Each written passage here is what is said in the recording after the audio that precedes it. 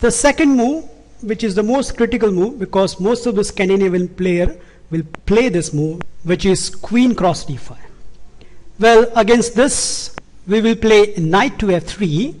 Again, let me reveal the plan, which is pretty much similar to our main plan, except this time white has a good advantage because this time we will attack the queen. So let's see our plan. So what white is aiming for again is bishop to e2, followed by the castle on the king side, then play d4 and then play c4, which has a merit of attacking the queen.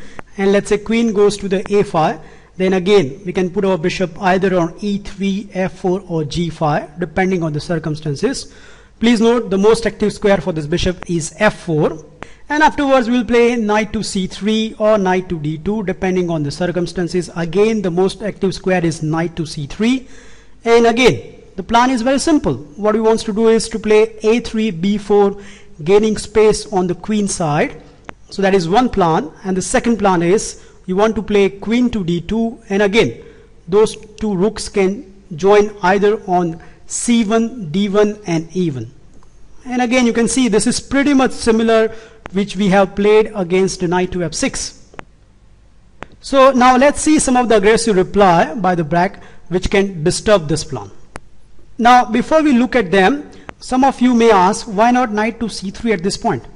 Now the problem with the knight to c3 move is, yes, it's okay that right now you are getting time on the queen, but once the queen move, you have blocked your c pawn, and somewhere down the line that can prove very crucial. So that's why I will not recommend knight to c3.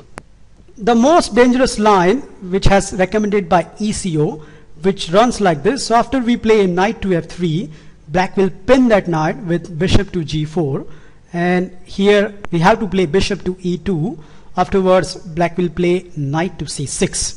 Here I recommend that you do not afraid and play the move d4, and after very natural looking queen side castling by the black, which at first sight looks very threatening to that pawn, you just play bishop to e3. So you completely avoiding the castle at this point and carried out your piece development. Here black has a two main move which I have highlighted by the arrows, which are e5 and knight to f6. But against this, white's plan of campaign is pretty much consistent. So let's see each by turn. So the first move is the very aggressive looking e5, and here I recommend you should play the immediate c4, which has a merit of attacking the queen. So black doesn't have time to capture the pawn. And the most logical reply looks like queen to a5 check. Afterwards we'll play bishop to d2.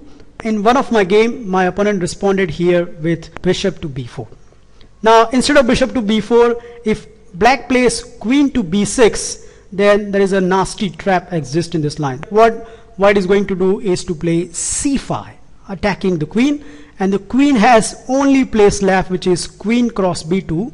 Afterwards white will simply play bishop to c3, and that queen is a goner. So there is a cute trap exists in this line. You should always watch out for this. That's why at this point queen to b6 is not at all good. So in one of my game, my opponent responded with bishop to b4, and I played d4. You should always look out for this advance in queen to d5 line. So that's my recommendation, that whenever you get a time, you should always play d5 at the right moment. In this game, my opponent responded with capturing my knight, and after I recaptured, he played knight to d4, attacking the bishop. Nevertheless, I played knight to c3, carried out my normal piece development, and now he played f5, which looks very threatening because now he's trying to push that e pawn. But I responded very energetically. So first of all, I hit that bishop with the move a3, and after bishop captures, you can see that bishop is attacking two pieces. So my opponent has to forcefully play queen to b6. Afterwards, I simply castle on the king side. And now my opponent cannot push forward with the move e5, otherwise the knight will hang. So instead of this, my opponent decided to carry out his final piece development with knight to f6. And here I start my counter attack with the move b4. So now the idea is very simple. I want to play the c5, and probably my opponent thought that he can easily handle this, and he just carried out his aggressiveness with the move g5. So now the planning is very simple. He wants to play the move g4, but he did not calculate accurately, and here I played c5 attacking the queen, and after queen goes to the a6, so that was his calculations. But afterwards the very simple will be bishop cross knight, and after pawn recapture, now white can play this bishop to e2. And now you can see this queen doesn't have any squares, so my opponent has to forcefully weaken his king. So he played b5. Probably he thought that I will take with en passant, and that way his position will be good. But instead of this, I played a very strong move, which is a4, and now that pawn will be a goner. So in the game, my opponent desperately played queen to b7, and after a cross b5, my opponent grabbed the d pawn with knight cross d5, which allows me to play this wonderful move, which is c6. And my opponent responded with queen to b6, which give me more time to that queen with rook to a6. And now please note, if the queen goes to the b8, then the very simple will be queen to a8, and the a pawn will be dropped as well as the game. So in the game, my opponent decided to counter this with knight to c3, but afterwards the game becomes very easy for me. So I first of all capture this queen, and after knight captures queen, I played rook to b7. My opponent plays knight to c3, but after rook cross a7, game is about to over. My opponent just lasts for few moves. So first of all, my opponent captured this piece, and after king to h1, my opponent plays king to b8, but after rook to a1, there is no way he can defend this mate threat, and my opponent resigned over here. So that is about e5. The second move, and somehow the most critical one at this point, is knight to f6. I will show you one of the very high level game which will show us how to go ahead from this position. So the game which I am going to show you is played by Morozevich, rated 2723, versus Ian Rogers, rated 2618, and this game was played in Bundesliga 1998. Here Morozevich responded with the move c4, immediately attacking the queen. And please note, if the queen goes to the a5, then the very simple will be knight to c3, and afterwards a3 and b4 will come in a flash. That's why in the game, Rogers decided to play active location for the queen, which is queen to h5. And now there are some tactics looming on the d4 pawn. So that's why here Morozevich responded with knight to d2, supporting his brother and also blocking the d file. So here Ian responded with the move e5, and Morozevich expanded with the move d5. As I told you, you should always look out at the right point to push that pawn to the d5, and that will give a tremendous space on the queen side. Now in this game, Rogers decided to gambit a pawn for a serious counter attack. So he played knight to d4. Afterwards, white will capture that knight, and after e cross d5, white simplified more material with bishop cross g4, and after knight cross g4, now white grabbed that pawn. So please note, right now white is a clear pawn up, but black's position is very aggressive. Also, black has stopped the white to castle on the king side. Here Roger continues with the bishop to b4, and now the rooks are coming into the picture.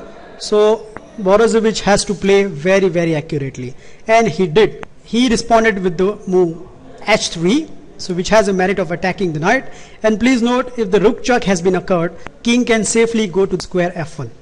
So in the game, Rogers decided to play bishop cross knight, but at this point the Morozevich played the strongest move of the game, which is king captures bishop, and after queen to g5 check, the king has gone to the very secure place, which is c3.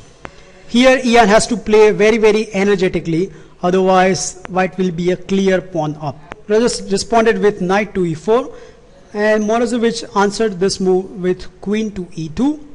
And now at this point, Rogers decided that if he's going to play secure moves like rook to e8, then it will not turn out good for the black.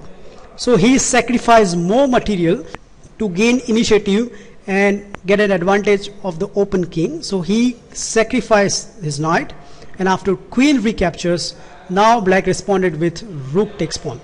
So now the idea is very simple. It's okay that black has sacrificed a material, but because the white king is exposed, black has a short-term advantages. And it is very instructive that how Morozevich has handled this position. First of all, Morozevich responded with rook to d1, and after rook to d8 by black, Morozevich simply responded with bishop to e3.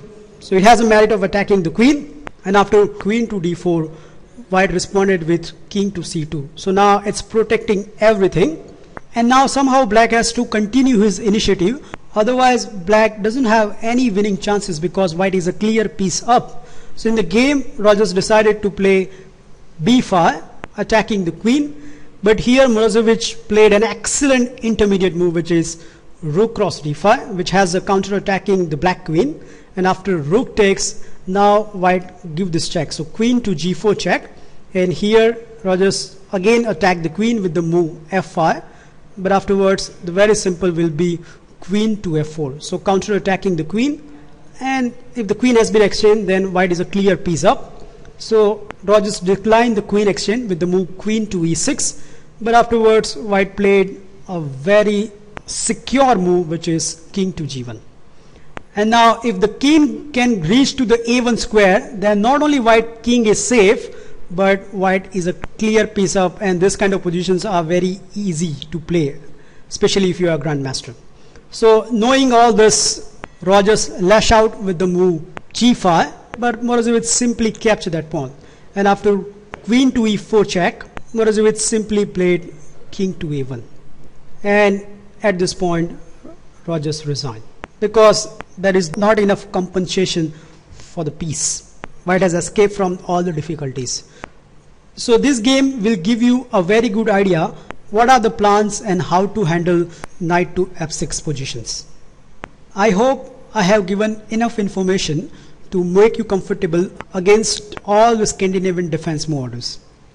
Please try it in your own game and you will see the amazing potential of this system.